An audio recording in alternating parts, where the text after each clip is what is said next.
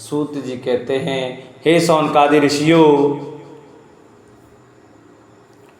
वैशंपायन जी कहते हैं, राजन, प्राचीन काल की बात है, धर्म के रक्षक अत्रि के वंश में एक प्रजापति उत्पन्न हुए जिनका नाम था अंग। वे अत्रि के ही समान प्रभावशाली थे। उनका पुत्र बैन हुआ, परंतु उसे धर्म के रहस्य का पता न था। वह राजा बैन मृत्यु की पुत्री सुनीता के गर्भ से उत्पन्न हुआ था। काल की पुत्री सुनीता का पुत्र वह बैन नाना के दोष से अपने धर्म की उपेक्षा कम कर काम के कारण लोभ में फंस गया। वह राजा धर्म विहीन मर्यादा को स्थापित करने लगा और वेदोक्त धर्मों का उल्लंघन कर अधर्म में फंस गया। उस राजा के शासन काल में देवता लोग उनकी तृप्ति के लिए किए जाने वाले स्वाध्याय और बसटकार से वंचित हो गए थे। इसलिए अपने उद्देश्य से अर्पित तथा यज्ञ कुंडों में होम गए सोम का भी वे पान नहीं करते थे। उसका विनाश काल समीप आ गया था। अतः उस प्रजापति ने यह क्रूर प्रतिज्ञा घोषित की कि मेरे राज्य में कोई यज्ञ और हवन न करे। कुरुश्रेष्ठ वह कहता था कि मैं ही यज्ञों द्वारा आराध्य और मैं ही यज्ञ करने वाला हूँ तथा यज्ञ भी मैं हूँ और मेरे लिए ही यज्ञ और हवन करना चाहिए। जब वह इस प्रकार मर्यादा को तोड़ने लगा और अनुचित रूप से सब कुछ लूटने लगा, तब जो मारीच आदि बड़े बड़े ऋषि थे उन्होंने उससे कहा, हम बहुत वर्षों में पूर्ण होने वाली दीक्षा में प्रवेश करेंगे। बैन, अब तुम अधर्म न करो, क्योंकि यह सनातन धर्म नहीं है। निसंदेह तुम इस वंश में प्रजापति के रूप में उत्पन्न हुए हो और तुमने प्रतिज्ञा की थी कि मैं प्रजा का पालन करूंगा।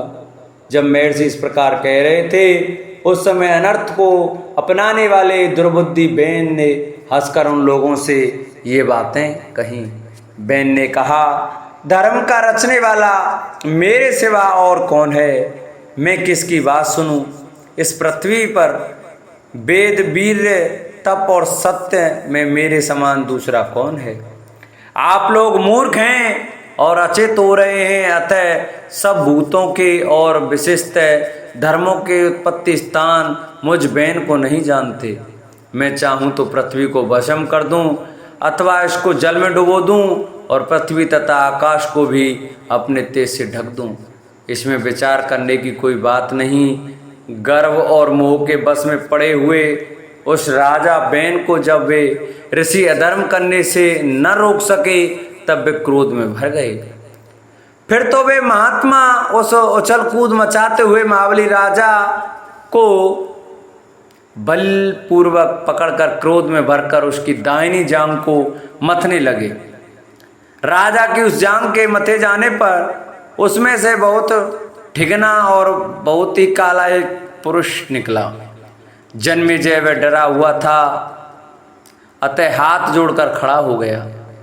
तब अत्रि ने उसे भय से बेहल देखकर उससे कहा, निषीद बैठ जा। वक्ताओं में श्रेष्ठ जन्मेजय वह निषादों के वंश का चलाने वाला हुआ और उसने धीवरों को जन्म दिया। वे सभी बैन के पाप से उत्पन्न हुए थे। इन धीवरों के अतिरिक्त और भी जो विंध्यन में रहने वाले तुषार, तुम्बर तथा अधर्म से प्रेम करने वाले वनवासी हैं, इन सब को तुम बैन से उत्पन्न हुआ समझो।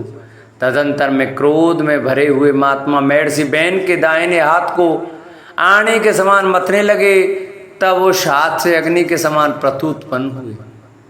वे अपने शरीर से साक्षात प्रज्वलित अग्नि के समान प्रकाशित हो रहे थे। महायशस्वी पृथु हाथ में धनुष और बाण को धारण किए हुए थे और रक्षा के लिए महाकांतिमान कवच और दिव्य बाणों को धारण किए हुए ही उत्पन्न हुए। वे हाथ में महान शब्द करने वाले प्राचीन आजगव नामक धनुष को धारण किए हुए थे। महाराज, उनके उत्पन्न होने पर सब प्राणी प्रसन्न होकर उनके पास दौड़ आए और बेन स्वर्ग को चला गया। पुरुष व्यार्ग कौरव उस महात्मा सपुत्र के उत्पन्न होने पर उस बेन की पुन नामक नरक से रक्षा हो गई। उस पृथु का अभिषेक करने के लिए सब समुद्र और नदियों द्वारा नदियों के चारों ओर से जल और रत्न लेकर वहां उपस्थित हुए। भगवान पितामह भी अंगिरा के पुत्र पौत्रों तथा सभी देवताओं के साथ वहां आए और स्थावर जंगम प्राणियों ने भी वहां आकर महाकांतिमान बेन के प्रजापालक पुत्र पृथु का बड़े भारी राजपद पर अभिषेक कर दिया।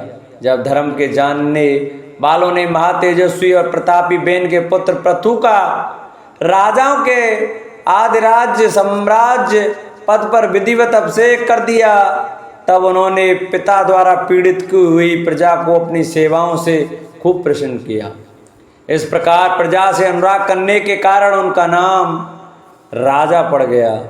जब ये समुद्र पर चलते थे तब जल स्तंभित हो जाता था, अर्थात समुद्र का जल स्थल की तरह खड़ा हो जाता था। और जब ये आकाश में चलते थे तब पर्वत इनके लिए मार्ग छोड़ देते थे। इस प्रकार इनके रथ की ध्वजा वृक्ष आदि से कभी नहीं टूटती थी। उनके शासन काल में पृथ्वी बिना जोते हुए ही अन्न देती थी। चिंतन मात्र से ही अन्य भोज्य पदार्थ तैयार हो जाते थे। गौएं कामधेनु के समान सब कामनाओं को पूर्ण करती थीं और वृक्षों के पत्ते पत्ते में मधुर रस भरा रहता था। इन्हीं के राजत्व काल में पितामह के शुभ यज्ञ में सोम को निकालने के दिन सोम का अभिषेक करते समय अर्थात रस निकालने के लिए सोमलता को कूटते समय महाबुद्धिमान सूत की उत्पत्ति हुई थी। तदंतर उसी महायज्ञ में बुद्धिमान मागध प्रकट हुआ। देवता और ऋषियों ने पृथु की स्तुति करने के लिए उन दोनों का आह्वान किया था। सब ऋषियों ने उन दोनों से कहा कि तुम दोनों इन पृथ्वीपति की स्तुति करो, यह कर्म तुम्हारे अनुरूप है और ये राजा भी स्तुति के पात्र हैं। उस समय सूत और मागध ने उन सब ऋषियों से कहा, हम अपने कर्मों से देवता और ऋषियों को प्रसन्न करेंगे, परंतु ब्राह्मणों इन तेजस्वी राजा के कर्म लक्षण और यश को तो हम जानते ही नहीं, जिससे इनकी स्तुति करें। तब ऋषियों ने उन्हें यह कहकर स्तुति कार्य में नियुक्त किया कि तुम दोनों इनके भविष्य में होने वाले गुणों का उल्लेख करते हुए स्तवन करो। उन्होंने वैसा ही किया। सूत और मागध ने जो जो कर्म बताए उन्हीं को महाबली पृथु ने पीछे से पूर्ण किया। सूत और मागध ने राजा पृथु की स्तुति इस प्रकार आरंभ की, ये नरेश्वर सच्ची प्रतिज्ञा करने वाले, सत्यवादी, दान देने वाले, लक्ष्मीवान और विजयी हैं।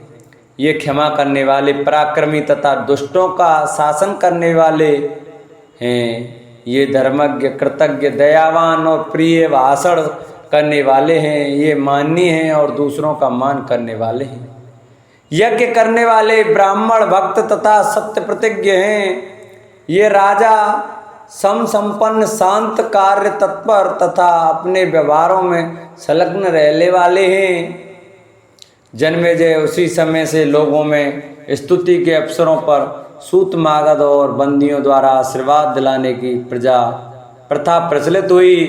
प्रजाओं के ईश्वर पृथु ने उन दोनों के इन स्तुतों से प्रसन्न होकर सूत को अनूप देश और मागध को मगध देश दे दिया। उसे देखकर महर्षि परम प्रसन्न हुए और उन्होंने प्रजाओं से कहा, हे जनेश्वर, तुम्हें वृत्ति आजीविका देने वाले होंगे। महाराज महर्षियों के ऐसा कहने पर प्रजा बैन पुत्र राजा पृथु के पास दौड़ दौड़ कर आने और कहने लगे कि आप हमारी वृत्ति का प्रबंध कीजिए। जब प्रजा उनके पास इस प्रकार दौड़ कर आई तब वे महाबली नरेश प्रजा का हित करने की इच्छा से अपने धनुष और बाण लेकर पृथ्वी को लक्ष्य करके दौड़े। तब तो पृथ्वी बैन कुमार पृथु के भय से ग्रस्त त्रस्त हो गौ का रूप धारण कर भागने लगी। पृथु भी धनुष लेकर उस भागती हुई पृथ्वी के पीछे दौड़ने लगे। पृथ्वी राजा पृथु के भय से ब्रह्मलोक आदि लोकों में गई, परंतु उसने सर्वत्र ही भैन पुत्र पृथु को हाथ में धनुष बाण धारण किए अपने सामने खड़ा हुआ देखा। अपनी मर्यादा से कभी च्युत न होने वाले पृथु प्रज्वलित तीखे बाणों द्वारा और भी तेज से उपदासित हो गए रहे थे। वे महान योग बल से संपन्न महात्मा नरेश देवताओं के लिए भी दुर्धुष थे। जब पृथ्वी को कहीं भी शरण न मिली तब वे पृथु की ही शरण में पहुंची और तीनों लोकों की सदा से पूजनीय पृथ्वी दोनों हाथ जुड़कर बैन पुत्र पृथु से कहने लगी, आपको स्त्रीवध रूप अधर्म का काम करना उचित नहीं है। राजन, पहले आप यह तो सोचिए कि मेरे बिना इस प्रजाओं को कहाँ स्थापित करेंगे। राजन, ये सब लोग मुझ पर ही स्थित हैं, मैं भी इन जगत को धारण कर रही हूँ। अतः भूपाल, आप इस बात को जान रखें कि मेरा विनाश होने पर यह सब प्रजा भी नष्ट हो जाएगी। पृथ्वीपाल, यदि आप प्रजा का कल्याण करना चाहते हैं तो आपको मेरा वध करना उचित नहीं है। साथ ही आप मेरी इस बात को भी सुनिए। प्राय सब कार्य ठीक उपाय से आरंभ किए जाने पर ही सिद्ध होते हैं। अतः राजन, इस उपाय का विचार कीजिए जिससे कि आप प्रजा का पालन कर सकें। राजन, आप मेरा वध करके भी प्रजा का पालन एवं धारण न कर सकेंगे। अतः महादुते, आप अपने क्रोध को शांत करें, मैं आपकी आज्ञा का पालन करूंगी। भूपाल, तिर्यक योनि के प्राणियों में भी स्त्रियों को अवध्य कहा है, अतः आप धर्म का परित्याग न करें। ऐसे ही और बहुत से अनुनय विनय के वाक्यों को सुनकर धर्मात्मा और उदार मन वाले राजा पृथु अपने क्रोध को रोककर वसुधा से इस प्रकार बोले। इस प्रकार श्री महाभारत खिलबाग हरिवंश के अंतर्गत हरिवंश पर्व में पृथु का उपाख्यान विषयक 5वां अध्याय पूरा हुआ। बोलो हरिवंश महापुराण की जय। बोलो विष्णु भगवान की जय। बोलो लक्ष्मीपति नारायण की जय।